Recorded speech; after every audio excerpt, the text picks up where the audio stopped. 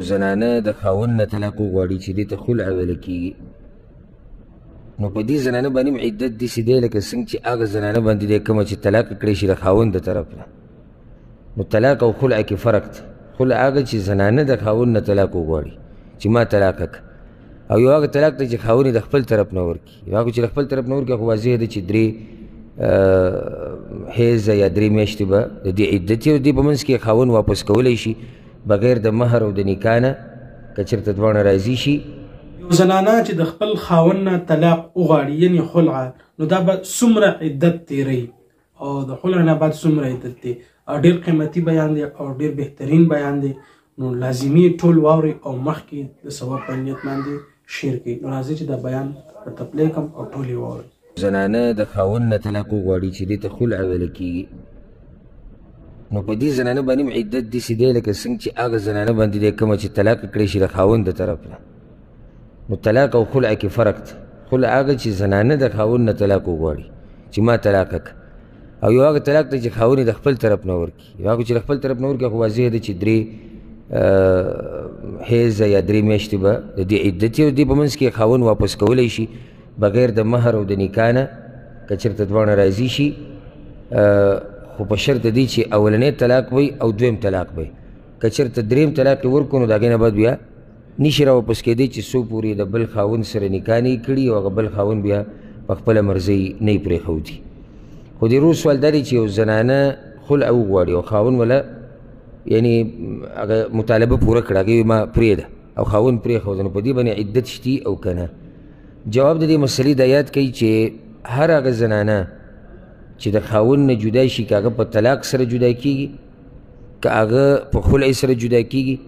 او که هغه په وفات سره جدا کېږي، په دوی باندې عدت دی. یعنې چې یو ښځه خاوند یې مړ شو نو 4 میاشتې 10 ورځې به تېروي. طلاق یې کړه خاوند نو دا به 3 حیضه عدت تېروي، او که چېرته مهواري نه راځي بیا به 3 میاشتې عدت تېروي، الا که چېرته طلاق یې د زنانه سره میلاوېدو نه مخکې ورکړی. لکه قرآن کې الله یا ایها الذین آمنوا اذا نکحتم المؤمنات ثم طلقتموهن من قبل ان تمسوهن فما لكم عليهن من عدة تعتدونها. ای ایمان والو که چېرته تاسو د یو زنانه سره واده وکئ او هغه زنانه له بیا طلاق ورکړئ مخکې د دې نه چې تاسو یې مسح کړئ او تاسو ورسره میلاو شئ، یو ځای شئ ورسره، نو بیا په دې باندې څه عدت نشته. یعنې طلاق یې کړه بس وروسته پرې عدت نشته چې دا به 3 حیض یا 3 میاشتې انتظار کړه. او خلع کې عدت چې دی د صحیح قول مطابق او د دلایلو په رڼا کې هغه ده چې دا زنانه به 1 حیض انتظار کوي، 3 نه 1 حیض. او حدیث کې د رضی عبدالله بن عباس رضی الله عنهما روایت دی چې د ثابت بن قیس بیبي چې کله د خپل خاوند نه طلاق وغوښتو د خپل خاوند نه، او هغه له طلاق ورکو ازاد یې کړه،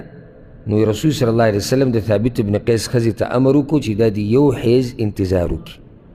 1 حیض به عدت تېروي. اوس دا حیض میاشت کې هم راتلی شي، میاشت نه مخکې هم راتلی شي، خو 1 مهواري چې دی تېره کړه بس دا د عدت نه ووته. اوس که یو سړی تپوس وکړي چې ولې هغه زنانه چې طلاق کړی شوه د خاوند د طرف نه هغه به 3 مهواري انتظار کوي او عدت به تېروي، او دا زنانه 1 حیض به انتظار کوي، د دې عدت 1 حیض دی. ولې؟ فرق څه دی؟ دې فرق ته ګوره سوچ کوئ. اصل کې په شریعت کې چې کله یو زنانه د خاوند نه طلاق وغواړي او خاوند طلاق کړه یعنې ازاد یې کړه، نو دې ته د خاوند د ښځه په هغه وخته پورې نشي راواپس کولی چې څو پورې ښځه راضي نه وي. ځکه چې هلته ښځې طلاق غوښتی دی که نه، نو چې څو پورې ښځه راضي نه وي د خاوند دا ښځه نشي راواپس کولی، او که راواپس کوي نو په نوي نکاح سره نوی مهر هر څه به د اول سره نه ږدي. دا چې کله ښځه خلع وغواړي او خاوند یې ازاده کړي، چې ازاده یې کړه دا خاوند دا ښځه د هغه وخته پورې نشي راواپس کولی چې څو پورې دا ښځه نه راځي. او دویمه چې راواپس کوي نو نوي نکاح به تړي، نوی مهر به ورکوي. طلاق کې مسله څه ده؟ اولنی او دویم طلاق خاوند په خپله مرضۍ طلاق ورکړی دی، نو خاوند که دا ښځه راواپس کوي راواپس کولی شي، چې دا ښځه پرې هم راځي او دی هم ویره زه دا ښځه راواپس کوم راواپس کولی شي. نو شریعت ولې دا 3 حیضه ټیم ورکو، دا وخت ډېر ورکو که چېرته دی په دې خپل کار باندې پښیمانه شي یا دا ښځه دته واپس شي او معافي ترې وغواړي یا دی ترې معافي وغواړي په منځ کې څه غلط فهمي راغلي نو وخت یې وله ډېر ورکړو نو چې دی راواپس کړي هر چې د خلع مسله ده نو خاوند خو یې راواپس کولی نه شي د ښځې د مرضۍ نه بغیر نو بیا ولې دا یو حیز انتظار دی دا یو حیز انتظار صرف دې دپاره دی چې پته ولګي چې ماشوم شتي به خېټه او که نشتي بس دې دپاره دی ځکه چې هلته خو واپس کول خو هسې نشتي که واپس کوي نو څه به کوي نوي نکاح به تړي او اهمه خبره به کیسه ده ښځه به راځي نو هلته خو دغه کیسه ختمه شوه د خاوند مرضي به کې نه چلیږي خو صرف دا یو حیز انتظار په زنانه باندې دې دپاره دی چې پته ولګي چې ماشوم شتي او که نشتي بس ورسېدې په دې مسله کې نو طلاق د ځان له شی دی فسخ د نکاح یعنې نکاح ختمول د ځان له شی دی چې کله زنانه خلع وغواړي چې زنانه وي ما ازاده کړه او خاوند ازاده کړه نو د دې داسې حکم نه دی څنګه چې د طلاق وي د طلاق او دې کې فرق دی نو دې کې عدت څومره دی یو حیز یو مهواري بس که د هغې نه بعد دا خاوند یې راواپس کوي نو ښځه به راځي دویم دا چې دا نکاح به نوي تړلی کېږي د اولني د هغه سره نکاح ختمه شو او دا فایده یاده کوي دا ګورې په هغه درې طلاقو کې نه حسابېږي ګورئ یعنې که یو سړی دی ښځې ته طلاق وغوښتو چې ما طلاق کړه او ده دا ښځه طلاق کړه طلاق ورته موږ وایو اصل کې دا فسخه د نکاح د ختمول دي او د نکاح ختمه کړه صحیح شو بیا څه وخت بعد ښځه او سړی راضي شو نوي نکاح یې وتړله نو دې سره څو طلاقه دي چې ورکولی شي 3 طلاقه دي